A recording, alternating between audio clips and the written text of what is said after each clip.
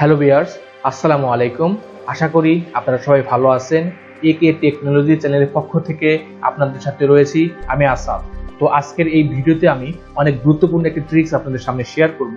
সেটি হচ্ছে আমরা যখন বাংলা লিখি, বাংলা লেখার সময় কিন্তু অনেক প্রবলেমের সম্মুখীন হই। তো আমি আমার এই ভিডিওতে সেই প্রবলেমগুলো কিভাবে সমাধান করতে পারি আমি এই ভিডিওতে সেটা আমি দেখাবো। প্রথমে হচ্ছে আমরা আমাদের যে প্রবলেমগুলো হয়, কি কি প্রবলেমগুলো আমরা পড়ে যাই, সেই প্রবলেমগুলো এখন আমি দেখবো। তো প্রবলেমগুলো দেখার জন্য আমাকে বাংলা লিখতে হবে। তো বাংলা লেখার জন্য আমাকে সর্বপ্রথম যে কাজটি করতে হবে, আমাদের ফন্ট সিলেক্ট করতে হবে। তাহলে এই যে এখানে যে আপনারা একটা অপশন লেখা দেখতেছেন ক্যালিব্রি, এই জায়গায় অ্যারোতে ক্লিক করবেন। ক্লিক করে আপনি সুতুনি এম যে ইউজ করবেন। সুতুনি এম যে ইউজ করার পরে আপনি আপনার প্রয়োজনীয় ফন্টটা সিলেক্ট করে দিবেন।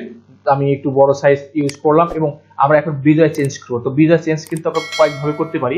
তো আমি এই অ্যারোতে ক্লিক করে আমি যদি এখান থেকে সরাসরি ক্লিক করি দিলে কিন্তু আমাদের বিজয়টা চেঞ্জ হবে, অথবা রাইট বাটন ক্লিক করে এখানে বিজয় ক্লাসিক দিলেও হবে, অথবা আমরা যদি কিবোর্ড কমান্ড দিয়ে করতে চাই তাহলে কন্ট্রোল অল্টার বি প্রেস করলে কিন্তু আমাদের বিজয়টা চেঞ্জ হয়ে যাবে।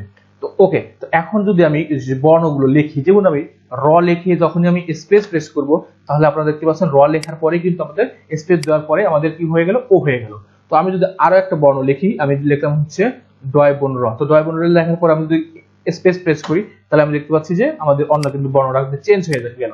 তো আমি যদি এখানে ডয় শূন্য র লিখি, তাহলে আমি যদি স্পেস ইউজ করি তাহলে কিন্তু দেখেন আমাদের কিন্তু বর্ণটা কিন্তু চেঞ্জ হয়ে গেল। তো এখন আমি কিছু ওয়ার্ড লিখতেছি, যেমন আমি এখানে লিখবো হচ্ছে আমাদের, আমাদের। যখন আমি স্পেস দিই তখনই কিন্তু আমাদের এই বর্ণটা কিন্তু চেঞ্জ হয়ে যাচ্ছে।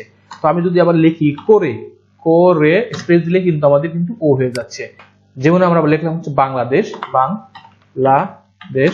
দেখেন এখানে যখন আমি বাংলাদেশ লিখলাম তখন কিন্তু এই বর্ণটা কিন্তু চেঞ্জ হয়ে গেল। তো এই যে আমাদের যে এই প্রবলেমগুলো এখন আমি আপনাদের সমাধান করব। তো মূল ভিডিও যাওয়ার আগে আপনাদের কাছে আমার একটাই রিকোয়েস্ট, যারা আমার চ্যানেলটি এখনো পর্যন্ত সাবস্ক্রাইব করেননি তারা আমার চ্যানেলটি সাবস্ক্রাইব করে পাশে থাকা বেল বাটনে প্রেস করুন। তো চলেন আমরা মূল ভিডিওতে চলে যাই। তো এখন আমি এটাকে জাস্ট সিলেক্ট করে আমি যদি ব্যাক স্পেস ইউজ করি তাহলে আপনারা দেখতে পাচ্ছেন আমার সেই লেখাগুলো কিন্তু ডিলিট হয়ে গেল। তো এখন যে কাজটি করবেন, আপনি এই প্রবলেমগুলো সমাধান করার জন্য সর্বপ্রথম যে কাজটি করবেন, আপনি কয়েকভাবেই কাজটি করতে পারবেন। যেমন আমরা যারা মাইক্রোসফট অফিস 2010, 13, 16, 19 ব্যবহার করি, তাদের কিন্তু এখানে একটা অপশন লেখা থাকবে ফাইল। আর যারা 2007 ইউজ করেন তাহলে এখানে তাদের লেখা থাকবে কি অফিস বাটন। তো আমি এটা কয়েক জায়গা থেকে এই কাজটা করতে পারবেন। তো আমি প্রথমে দেখাচ্ছি, যেমন এখানে এই বার নাম হচ্ছে কুইক অ্যাক্সেস টুলবার। তো আপনারা এখানে একেবারে লাস্টে যে আইকনটা আছে কাস্টমাইজ কুইক অ্যাক্সেস টুলবার, এখানে ক্লিক করবেন। ক্লিক করার পর এখানে একটা অপশন লেখা দেবে যে মোর কমান্ডস। তো মোর কমান্ডসে ক্লিক করলে আমাদের যে একটা উইন্ডো আসবে, তো এই উইন্ডোটাই হচ্ছে আমাদের মূলত কাজ। তো এটা আপনি এভাবে করতে পারেন, অথবা আমি এটাকে ক্লোজ দিচ্ছি।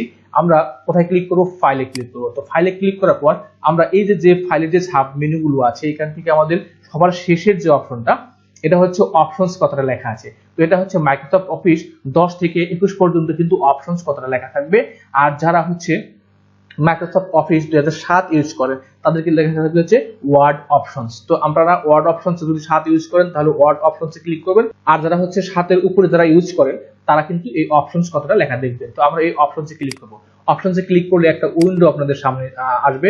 তো এখান থেকে আমরা যেমন কি লেখা আছে, যেমন জেনারেল, ডিসপ্লে, প্রপিং, সেভ। তো এই যে আমাদের যে অপশনগুলো আছে এখান থেকে আমাদের যে 3 নাম্বার যে অপশন প্রপিং এ ক্লিক করবেন। ক্লিক করার পর আপনাদের এই দিকে কোনো কিছু কাজই নেই, আমাদের যে একটা কাজ সেটি হচ্ছে অটো কারেক্ট অপশনস। তো আপনারা এই অটো কারেক্ট অপশনসে ক্লিক করবেন। ক্লিক করার পর আপনাদের এখানে আরেকটা মানে বক্স দিয়ে দিবে। তো আমাদের এখানে কিছু ফরম্যাট আছে, যেমন আমি অটো ফরম্যাট, এটা থাকতে পারে, এটা থাকতে পারে, এটা কিন্তু এগুলো কিন্তু আমাদের প্রয়োজনীয়, কিন্তু আমাদের কোনটা প্রয়োজন, অটো কারেক্ট। এই অপশনে ক্লিক করবেন। এই আপনি ক্লিক থাকা অবস্থায় আপনারা দেখতে পাচ্ছেন কিছু চেক বক্স, এবং চেক বক্সের ভিতরে কিন্তু টিক মার্ক দেওয়া আছে। তো আপনারা কি করবেন, বাংলা লেখার সময় এই প্রত্যেকটা চেক বক্স কি করতে হবে, এখান থেকে তুলে দিতে হবে। তো এখন আমি কি করব, এগুলোকে চেক বক্স থেকে আমাদের এই টিক চিহ্নগুলো কি করতে হবে, তুলে দিতে হবে। তো আমি এভাবে ক্লিক করে করে কিন্তু আমি কি করতেছি, তুলে দিচ্ছি। ওকে, তো আপনারা দেখতে পাচ্ছেন এই জায়গায় কিন্তু আমাদের কোনো চেক বক্সে কিন্তু টিক মার্ক দেওয়া নেই, তার মানে আমাদের কাজগুলো কিন্তু কমপ্লিট। তো এখন আমি যে কাজটি করব, ওকেতে ক্লিক করব এবং আমার এখানে ওকেতে ক্লিক করতে হবে। তো ওকেতে ক্লিক করার পর আমাদের কিন্তু কাজগুলো কমপ্লিট হয়ে গেল।